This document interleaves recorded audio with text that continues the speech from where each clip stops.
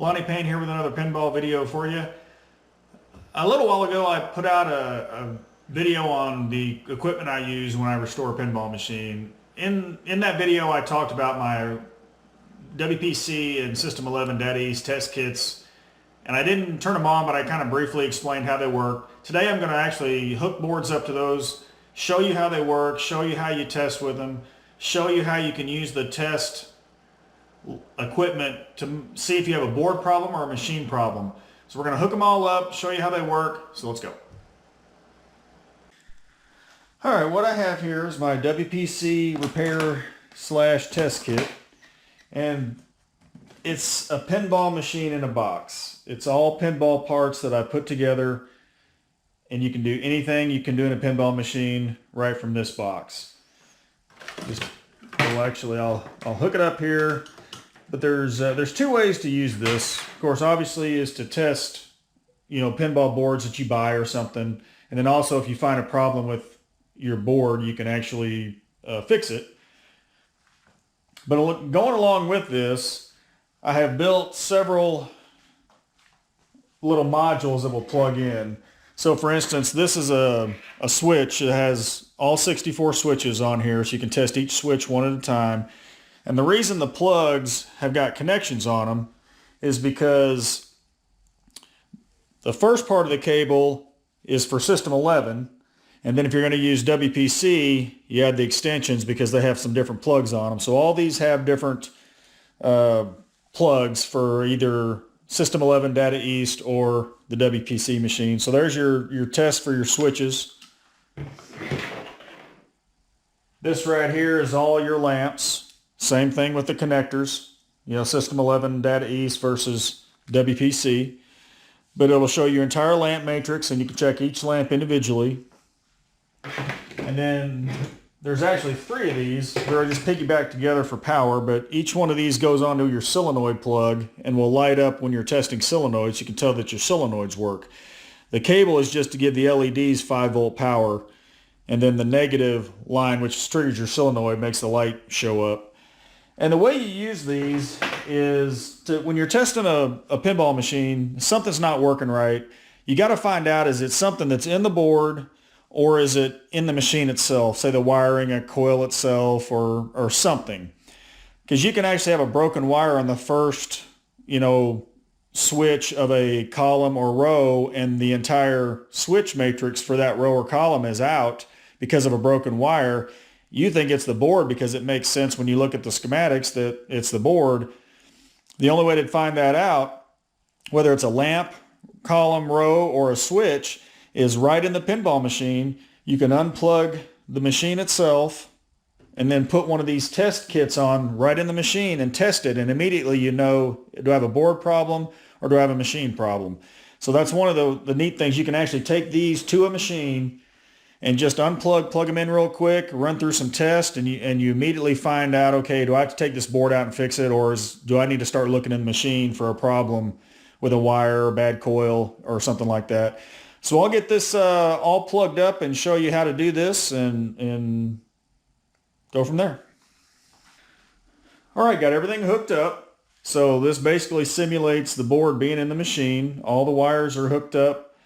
And the one thing about the WPC kit is to get the CPU to work, you actually have to have a board because the power goes through the board, then back to the CPU. So if I need to check a main board or a CPU board without wanting to do the driver board, I've actually got a switching power supply that I can actually run the voltage to this board and not have to have that board, but that's not what we're talking about here.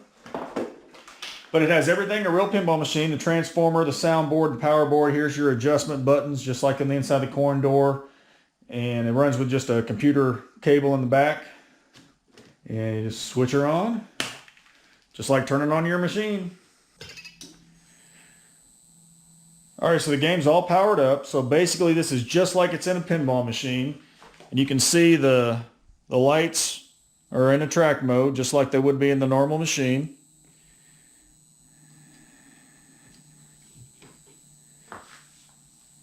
And so now we can run through the test mode and we can check everything out on here. And this would be, so if this is in a machine, you're having a switch issue, you can just unplug these two plugs, hook this thing up to the switch matrix.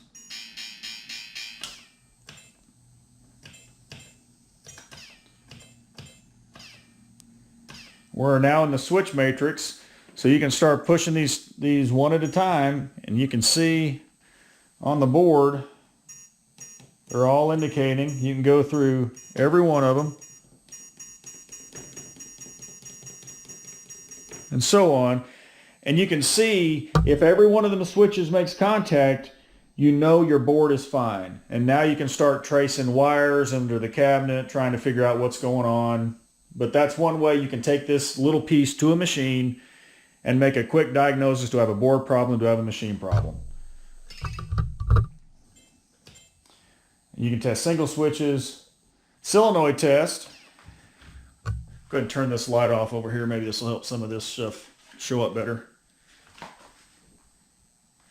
All right, so you can see the number one solenoid's flashing, and you can see the little green light right there flashing.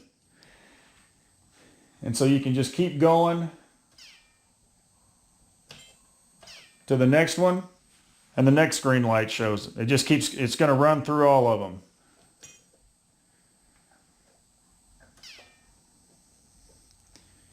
And you can have it go through all of them, or you can have it stop, so you can just see every one of them. And it doesn't matter, one was green, one was red, just what I was using at the time when I built them. And so that's how you can test the solenoids. And once again, okay, that was a solenoid that was the problem, but I'm getting a blinking light, so I know the board is good, and so now I can go trace the solenoid problem. And so that's how that works.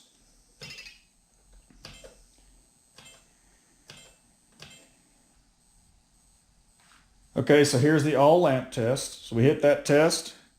And then we can see in our little lamp board that all the rows, all the columns, every light's showing up. So if you had some lights going out, you know they're all, the board's okay and it's putting out the signal because your little test rig is doing it. And like I said, you can take that little thing to the machine if you got several lights out and confirm it's the board or it's the machine.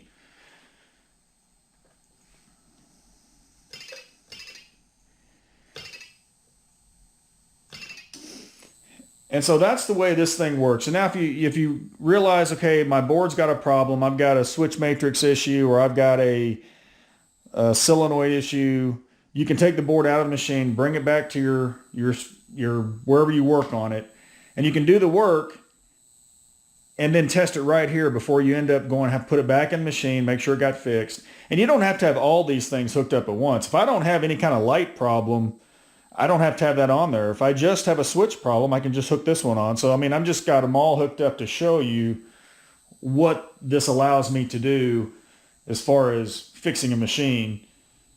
And like I said, if you have a CPU that's gone bad, you can do this entire thing and just change the little CPU out up there. I've had to do that before. I had some acid damage, and so I worked on it and was able to test it out here before going in and out of the machine, several times trying to see what was going on. It really helps when you have multiple problems because you can work on them one at a time out here and not have to keep putting them in and out of the machine. Because every time you do things in and out of the machine, you just risk damaging things. So that's the way the WPC kit works. And I have another, this actually goes to the System 11 because they have a special solenoid, so that's not used on the WPC, so I don't have it hooked up here. But that's the WPC kit in a nutshell, just to show you the capabilities of it and what it can do. And it just really makes working on the boards a lot simpler. And then using these individually on a machine have saved me a lot of time rather than rip a board out, come back here, try and fix a problem that doesn't exist when it could have been a broken wire. So just, helps you deduce those problems early and concentrate on what you need to work on and save time. All right, so here's my System 11/Data East Pinball Test Kit. Now it has Williams boards in here for the sound and power source. So the power is the same as the Data East, but when I'm testing a Data East board, I don't use the sound. And then it's got the old school displays for the System 11 games. And then for Data East, I don't have the bigger old school ones. So when I do a data east machine, I always do the DMD machines. And in order to do that, I built a little display box, and it's my DMD, and you can see I've got a display board there. So I'm running Guns N' Roses in there. So I don't have a System 11 board to show you, but I do have a data east board.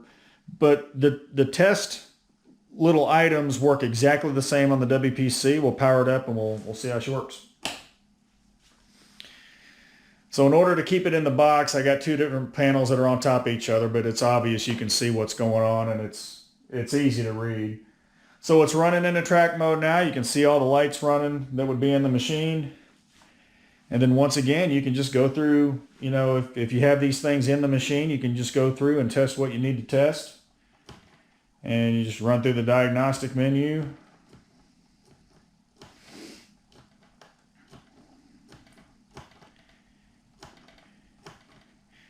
All right, so switches, and then you can just run through every single switch you want. It tells you on the display what you're doing. If you run an old school, it would tell you up here.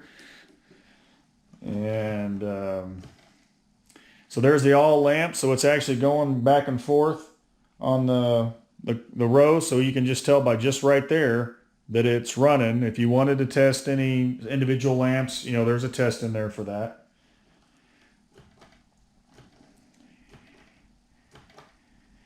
And now it's running through the cycling of the flashers, and you can see the little LEDs running.